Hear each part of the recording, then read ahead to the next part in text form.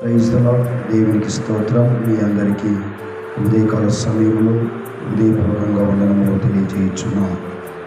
ఈరోజు దేవుని వాగ్దానం, నీ వాక్యము నన్ను బ్రతికించి ఉన్నది, నా బాధలో ఇది నాకు నెమ్మది కలిగించుచున్నది. కీర్తన గ్రంథము 119వ అధ్యాయము 50వ వచనం. అవును, దేవునికి స్తోత్రం. దేవుని వాక్యం మనల్ని బ్రతికిస్తుంది. బాధలో నెమ్మదించేది కూడా దేవుని వాక్యం. దేవుని వాక్యం జీవమైనది. దేవుని వాక్యం ద్వారా దేవుడు మనతో మాట్లాడతాడు. దేవుడి వాక్యం ద్వారా మన జీవితాలకు నెమ్మది కలిగిస్తాడు. అయితే మరి ఈరోజు దేవుని వాగ్దానం ఏంటంటే, బాధలో నెమ్మది కలిగజేసేది దేవుని వాక్యమే.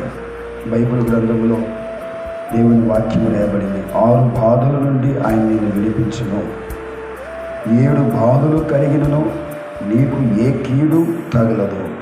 మరి యోబు ఎన్నో బాధలు కష్టాలు పడ్డాడు, అంతా పోగొట్టుకున్నాడు.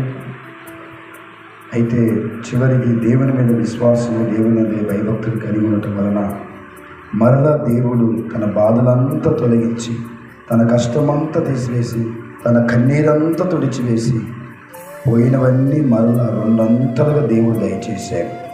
అలాగున దేవుని బిడ్డలకు ఆయన అనుగ్రహించే దేవుడై ఉన్నాడు. అందుకే దేవుడి వాక్యం తెలియజేస్తుంది, నీతిమంతునికి కలుగు ఆపదలు అనేకములు, వాటన్నిటిలో నుండి యెహోవా వారిని విడిపించును అని. కాబట్టి నీతిగా మనం బ్రతకడం, విశ్వాసంతో జీవించడం వల్ల అనేకమైనటువంటి ఆపదలు వస్తాయి. మనం అనుకుంటాం ఈ ఆపదలు మనకు వచ్చాయి కదా, ఈ ఆపదల్లో మనం ఎలా బయటపడగలము. కానీ దేవుడే మనకి మార్గము చూపిస్తాడు.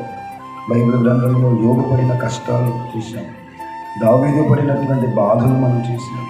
దేవుడు మరి ఎంతగా వారిని ఆశీర్వదించాడో చూసాం. అలాగే హన్న గర్భఫలము లేక ఎంతో బాధపడింది.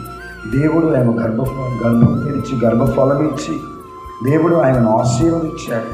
ఏ బాధలో ఉన్నా ఈ సంవత్సరం దేవుడు నీకు నెమ్మది కలగ చేయబోతున్నాడు. ఈ సంవత్సరం దేవుడు నీ కోరిక నెరవేర్చబోతున్నాడు. ఈ సంవత్సరం దేవుని వాక్యం ద్వారా నీ జీవితంలో గొప్ప కార్యం జరిగించబోతున్నాడు. దేవుడి యొక్క కార్యం మన జీవితంలో చేసి ఆశీర్వించే దేవుడికి మన కృతజ్ఞతాస్తుతులు చెల్లిస్తూ మరి చిన్న ప్రార్థన చేసుకున్నాం. ప్రేమ కలిగిన మా తండ్రి, కృపగలిగిన మా యేసయ్య, అయ్యా నీ వాక్యం బట్టి, వాగ్దాన్ని బట్టి నీకు స్తోత్రం. ప్రతిరోజు మీరు మాతో మాట్లాడుతున్నారు. ఈరోజు నాయన నీ వాగ్దానం అయ్యా, నీ వాక్యము మమ్మల్ని బ్రతికించుచున్నది. బాధలో నెమ్మది కలిగించేది నీ వాక్యమే యేసయ్య. నీ వాక్యము ద్వారా నాయన మాట్లాడుతున్నాను. నీ వాక్యము తండ్రి దావీదును బలపరిచింది. నీ వాక్యము ద్వారా తండ్రి జీవితాలు బలపరచబడ్డాయి. యోగు కష్టాలు కన్నీరు తొలగించబడి అన్న గర్భఫలములు దేవా మీరు అనుగ్రహించారు.